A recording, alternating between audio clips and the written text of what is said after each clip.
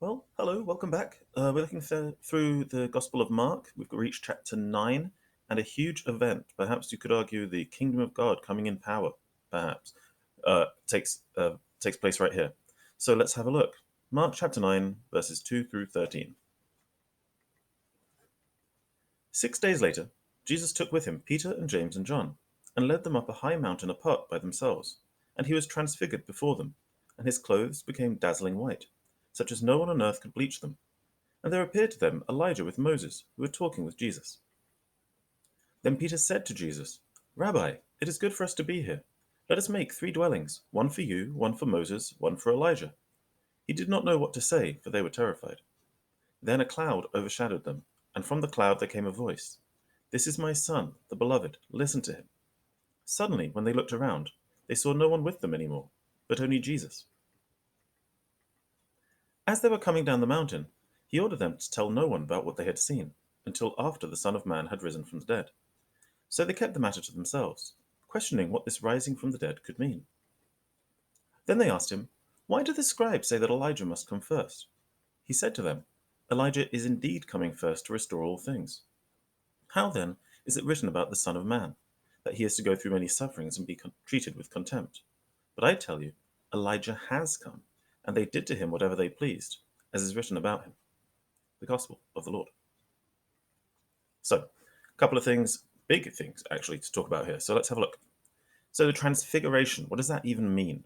He's transfigured before them. Well, it's as though his appearance has changed, but he's still the same person.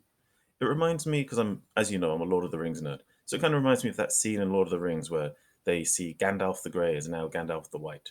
Still Gandalf, hasn't changed, but the appearance seems a little different, and that there's a significance in that we've gone from one part of Jesus' ministry to now a very different part of the ministry.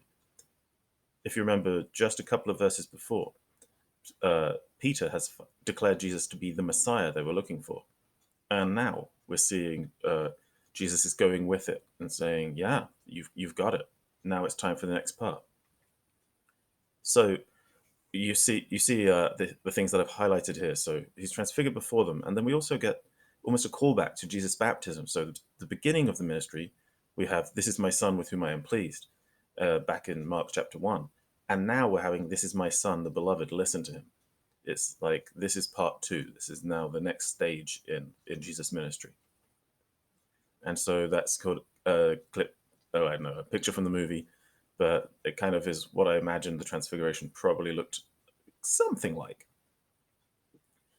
So, the coming of Elijah. So, it was one of those things that was very much expected, was that there was going to be the coming of Elijah. The apostles asked about this. They said, why is that a thing that we've been told from our Hebrew scriptures, from our scriptures? Why is this a thing that we've been told? And so Jesus said, well, not only is it a thing you've been told, but it's actually happened. Elijah did come, and they did to him whatever they pleased. If you look back to, I think we were looking back in Mark chapter 6, we saw somebody who was definitely a prophet with whom Herod did as he pleased. So let's look a little bit more into it. So Elijah will come first. Well, we have Malachi who said so. Malachi chapter 4, verse 5, it says, See, I will send the prophet Elijah to you before that great and dreadful day of the Lord comes, when the kingdom of God is established. So, what do we know about Elijah? Well, lots of things, but let's look at one thing in particular. In 2 Kings chapter 1, verses 7 and 8, this person asks, What kind of man was he that came to meet you and told you these things? They said, A hairy man with a leather belt around his waist. He said, It is Elijah the Tishbite. And so that links back to what we learned in Mark chapter 1, verse 6, where it says, Now John was clothed with camel's hair and a leather belt around his waist. I've said it before, I'm hoping this isn't too sacrilegious, but John was basically the first ever cosplayer. He was dressing up as Elijah, as it were. So does that mean John was Elijah returned? Well, I think that's probably true, but let's look a little bit more into it. What does Jesus say? Well, Jesus says this in Matthew, From the days of John the Baptist until now, the kingdom of heaven has been subjected to violence, and violent people have been raiding it. For all the prophets and the law prophesied until John. and if you are willing to accept it, he is the Elijah who was to come. Well, if it's good enough for Jesus, it's good enough for me, so I'm willing to accept that. That's it for today. But if you have any questions, please leave them in the comment section below, and I shall see you when I do. All right. Thank you. Bye-bye now.